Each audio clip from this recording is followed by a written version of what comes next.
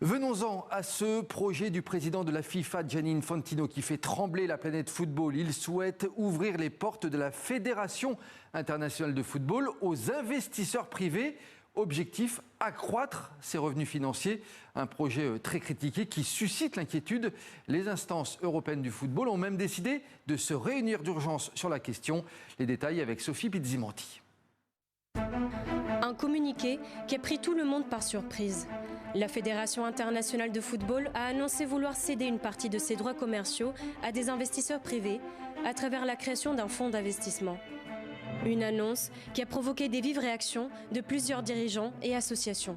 Nous avons découvert à travers un communiqué de presse un projet très important sur lequel nous n'avons aucun détail et qui évidemment par rapport à son orientation, c'est-à-dire si je comprends bien faire rentrer des fonds d'investissement dans le cadre d'une société commerciale à côté de la FIFA, soulève beaucoup d'interrogations sans que les membres que nous sommes, fédération, n'aient pu être associés. Partout dans le monde, les autorités sportives dénoncent une dérive préoccupante. En théorie, la FIFA est une organisation à but non lucratif. L'âme et la gouvernance du football ne sont pas des capitaux sur lesquels faire de la spéculation, surtout sans aucune transparence sur la destination des bénéfices financiers. Aucun d'entre nous n'est le propriétaire du football. Ce n'est pas à la FIFA de le vendre. Autre point polémique, parmi les investisseurs pressentis figurerait Joshua Kushner, frère du gendre de Donald Trump. Un rapprochement qui n'étonne guère. Gianni Infantino, le président de la FIFA, a multiplié les gestes envers le président américain, lui remettant notamment un prix pour la paix créé sur mesure. Pendant la Coupe du Monde 2026, les polémiques se sont enchaînées, au point d'interroger l'indépendance du patron de la FIFA vis-à-vis de Washington. C'est la vérité. Vous n'avez pas besoin que l'on vous complimente, Monsieur le Président, mais cette Coupe du Monde n'aurait pas connu un succès aussi incroyable sans vous. La proposition doit désormais être votée par les 211 associations membres. L'UEFA et les instances européennes de football annoncent des réunions d'urgence. Autre réaction importante, celle de l'association des supporters de football. Elle dénonce une détérioration sans fin de la FIFA. Ce projet ne doit pas devenir, je cite, une nouvelle étape dans la tentative de Gianni Infantino de remodeler le football sans tenir compte des supporters ni de l'intérêt général du jeu. Bonsoir Romain Molina, vous êtes journaliste spécialiste du monde du football. Vous êtes notamment l'auteur du livre L'industrie du football sorti aux éditions Exuvie. Romain Molina, je le dis, ce projet, il fait trembler la planète football. Que l'on comprenne bien avec vous, s'il était appliqué, qu'est-ce que cela changerait concrètement, notamment pour l'organisation de la Coupe du Monde ? Cela changerait une privatisation de la Coupe du Monde. C'est comme si la plus belle des compétitions était vendue partiellement. En gros, comme vous l'avez dit dans le reportage, la FIFA est officiellement une association à but non lucratif, mais elle voudrait regrouper toutes ses rentrées commerciales, donc notamment les droits TV, merchandising, billetterie, donc dans une société avec une levée de fonds de plusieurs milliards, où elle ferait rentrer à quasiment 20% des actionnaires minoritaires, principalement issus de l'administration Trump, afin de gérer cela pour redistribuer officiellement plus d'argent aux fédérations.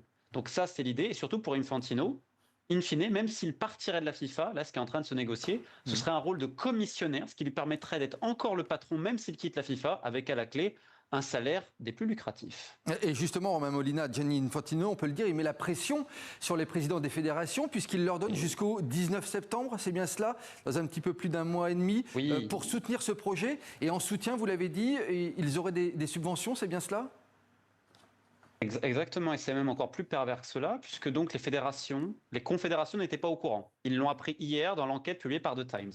Ce matin, la FIFA a envoyé une lettre aux 211 fédérations, dont je m'en suis procuré un exemplaire, et donc en gros Infantino se vante de son bilan, dit qu'il y aura encore plus d'argent, et en gros il dit que les fédérations ne vont même pas voter. C'est noté support, donc c'est noté, en gros vous soutenez le projet, vous voulez participer au projet, si on a plus de 50%, ensuite, il faudra que ça passe par le conseil de la FIFA. Mais il vous dit, si vous acceptez, vous allez avoir 40 millions de dollars. Si vous n'acceptez pas, c'est 10 millions de dollars. Je rappelle que les élections à la FIFA sont en mars 2027. Donc certains commencent à se demander s'il n'y aurait pas du trafic d'influence dans l'air. On peut s'interroger justement sur le timing un petit peu serré par rapport à cette volonté justement de Gianni Infantino. Exactement.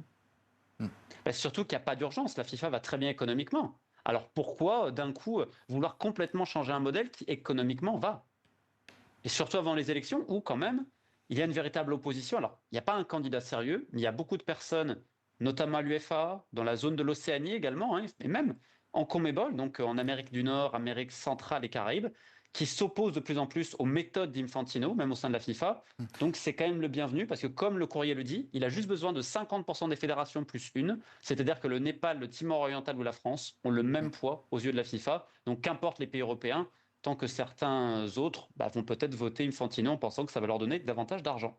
Alors, on l'a vu, ce projet suscite donc de nombreuses réactions à l'international, au sein des fédérations, des organisations professionnelles, des supporters même. Mais est-ce que certains joueurs professionnels ont d'ores et déjà réagi ? Non. Comme souvent, les joueurs ne disent rien, sachant que la FIFA a également un système pour récupérer les anciennes gloires. Ils appellent ça le FIFA Legends. Donc contre de l'argent, des invitations, on va répéter la sainte parole du président. Donc en fait, c'est un système aussi qui est très fort au niveau de la FIFA. C'est pour contrôler le plus possible l'espace médiatique, notamment à travers des joueurs et des grands noms. On l'a vu notamment lors de cette Coupe du Monde 2026 qui a quand même parfois tourné à la pantalonnade. Mais ce n'est pas grave parce qu'on répétait la sainte parole du président en disant que tout va bien à la FIFA, alors que ce projet le montre. Tout va très très mal. En 10 secondes, est-ce que ça pourrait mettre en question la prochaine Coupe du Monde si ça va au bout ? En tout cas, il y a des fédérations européennes et même des pressions politiques pour savoir s'il n'y aura pas un boycott. Mais je terminerai juste là-dessus. Lorsque vous avez une instance comme la FIFA qui se permet de ne rien dire lorsqu'elle suspend des coachs pour abus sur mineurs et qu'ils peuvent toujours continuer à entraîner des gamins, donc c'est pas très grave si des enfants dans le tiers-monde sont violés. Je pense que l'avis qu'on a, nous, vis-à-vis de ce qu'ils vont faire de la Coupe du Monde, c'est malheureusement le cadet de leurs soucis et de ceux de beaucoup de présidents de fédération. Merci beaucoup d'avoir été notre invité, Romain Molina. Je rappelle que vous êtes journaliste, spécialiste du monde du football. Merci beaucoup.